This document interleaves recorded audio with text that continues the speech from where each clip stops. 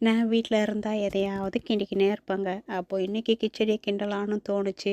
எனக்கு கிறிஸ்மஸ்க்கு லீவ் விட்ருந்தாங்களா, சரி எதையாவது கிண்டுவோம் அப்படின்ட்டு சேமியாவையும் ரவையும் வறுத்தாச்சு. அதுக்கப்புறம் எண்ணெயை காய வச்சு அதில் பட்டையும் அந்த இலை பேர் தானே இலை எல்லாத்தையும் போட்டு வதக்கிட்டு, அதுக்கப்புறம் நம்ம வெங்காயம் பச்சை மிளகாலாம் வதக்கிட்டு, கிச்சடினாக்கா நம்ம கொஞ்சம் தக்காளி போட்டால் கொஞ்சம் சுவையாக இருக்கும். தக்காளியும் போட்டு நல்லா வதக்கிட்டு, எந்த அளவுக்கு நம்ம எடுத்தோமோ அதுக்கு டபுள் மடங்கு தண்ணியை ஊற்றி நல்லா கொதிக்க வைக்கணும்.